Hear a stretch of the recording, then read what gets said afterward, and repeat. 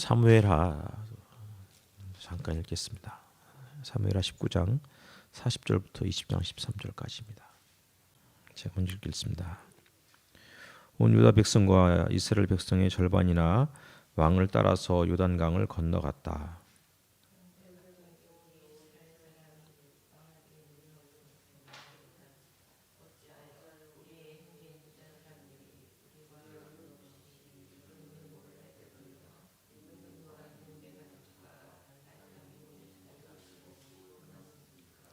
그러자 온 유다 사람이 이스라엘 사람에게 대답하였다. 우리가 임금님과 더 가깝기 때문이다. 너희가 이런 일로 그렇게 화를 낼 이유가 무엇이냐? 우리가 임금님께 조금이라도 얻어먹은 것이 있느냐? 임금님이 우리에게 조금이라도 주신 것이 있어서 그러는 줄 아느냐?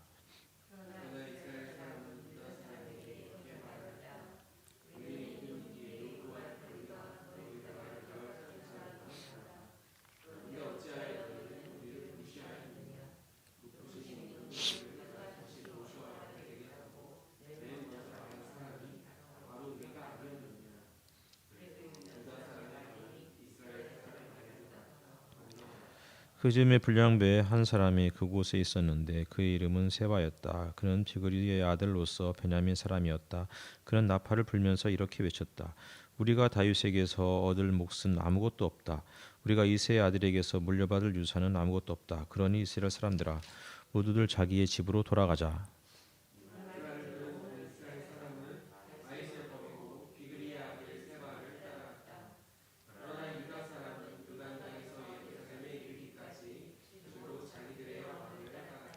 다윗은 예루살렘의 왕궁으로 돌아온 뒤에 예전에 왕궁을 지키라고 남겨둔 후궁 10명을 붙잡아서 방에 가두고 감시병을 두었다.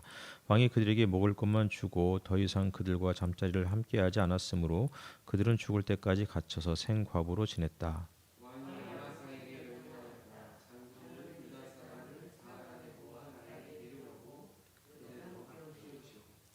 아마사가 유다 사람을 모으러 갔으나 왕이 그에게 정하여 준 기간을 넘겼다.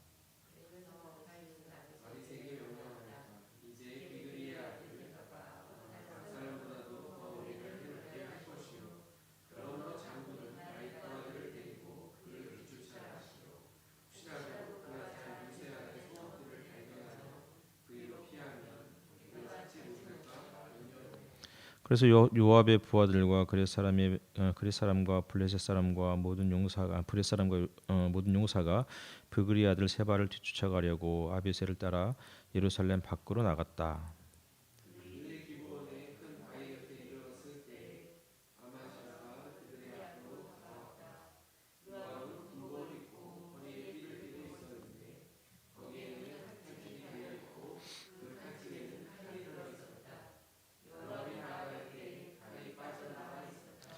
요압은 아마사에게 형님 평안하시오 하고 말하면서 오른손으로 아마사의 턱수염을 붙잡고 입을 맞추었다.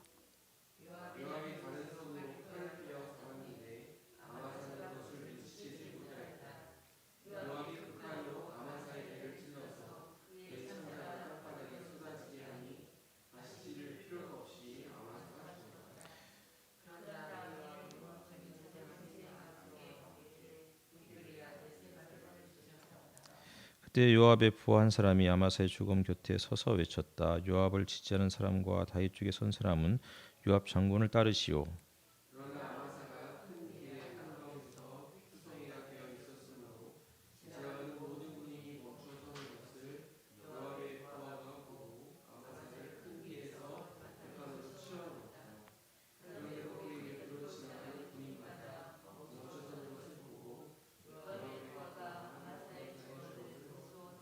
같이 읽겠습니다.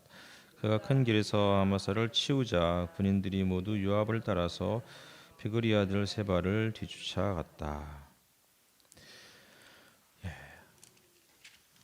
별로 은혜가 안 되는 내용이죠.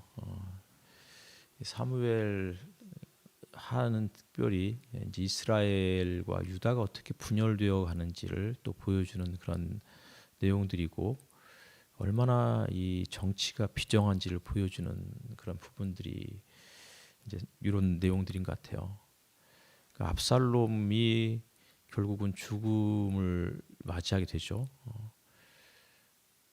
그리고 이제 죽기 전에 이제 뭐 나뭇가지에 대롱대롱 매달려 있는데 결국은 다윗이 압살롬을 불쌍히 여기라고 했던 그 명령에도 불구하고 요압이 그를 이제 가차없이 처단을 하게 되고, 그리고는 이제 다윗이 예루살렘 궁으로 돌아오고, 다윗이 예루살렘에 돌아왔는데 돌아오는 그 과정에서도 사실은 굉장히 이 민심이라는 것이 얼마나 뭐라고 그럴까요? 이렇게 권력에 의해서 민심이 얼마나 그 영향을 받고 있는지들을 또 보여주는 부분이기도 해요. 그러니까 뭐 다윗이 압살롬 때문에 쫓겨서 예루살렘으로부터 이제 궁을 떠나고 몸을 피신해서 가고 있었을 때 베냐민 사람 시므이가 그를 또 조롱했던 내용이 지난주의 내용이었어요. 근데 또 돌아올 때는 또 그가 또 다윗을 환영하고, 그러자 이제 그 다윗의 신하들이 저 시므이를 죽이자고, 그러자 또 다윗은 내버려 두라고 끝까지 또 그를 또 포용하는 모습. 다윗이 만약에 지금 계속해서 지금 갈등을 겪고 있는 지파는 베냐민 지파와의 갈등이에요. 그러니까 이스라엘이란 나라는 한 나라인 것 같지만 실질적으로는 여전히 두 체제를 운영하고 있는 거예요. 분위기상으로. 어쨌든 간에 사울은 베냐민 지파 출신이었고, 그리고 사울을 중심으로 해서 북이스라엘이 이스라엘, 이제 이스라엘과 유다는 이렇게 성격이 워낙 다른 두 세력이었고, 사울이 왕이 되었을 때는 이스라엘이 이제 세를 잡고 있었고, 그러다가 다윗이 왕이 되자 이제 유다가 또 그 세를 잡게 되는 거죠. 그러다가 또 다윗이 또 압살롬에게 쫓겨나자 베냐민 지파가 이제 또 그 권력의 공백을 틈을 타서 이스라엘이 이제 또 전체 이스라엘을 규합을 해서 압살롬에게, 그러면서 또 이제 베냐민 지파가 또 왕권을 다시 탈환할 것을 또 기대하는 모습들이 나타났다가 다윗이 또 다시 예루살렘으로 돌아오자 또 베냐민 지파뿐만 아니라 또 뭐 시므이도 그렇고 또 시바도 또 자기 15명의 아들들과 또 함께 또 다윗을 또 쫓아오고, 그리고 또 무비보셋도 마찬가지로 또 다윗에게 또 돌아오게 되고, 이런 과정들을 보여주고 있는 거예요. 근데 다윗이 돌아왔음에도 불구하고 온전한 그 하나됨, 민심의 통일 이런 것들은 아직까지도 요원해 보이는 상황이에요.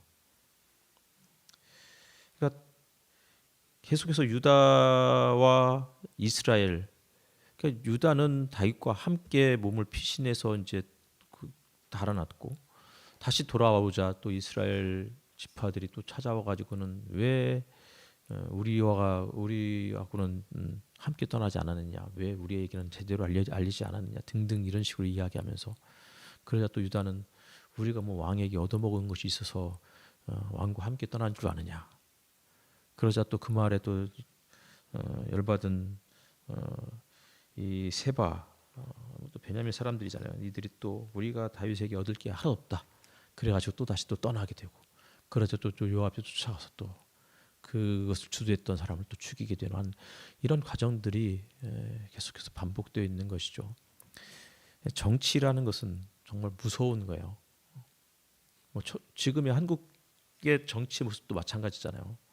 어쨌든 간에 이전 정권들을 다 처단해야, 제거해야, 심판해야 자신들이 또 이 민심을 자신들에게 돌릴 수 있을 거라는 이런 어떤 비정하고도 야비한 모습들이 끊임없이 우리의 역사 이래로 계속해서 반복되어 있는 것이죠. 이런 상황 속에서 때로는 정말 이런 거하고 전혀 신경 안 쓰고 진짜 그냥 우리끼리만 잘 먹고 잘 살았으면 좋겠다, 이런 생각들을 해보게 돼요.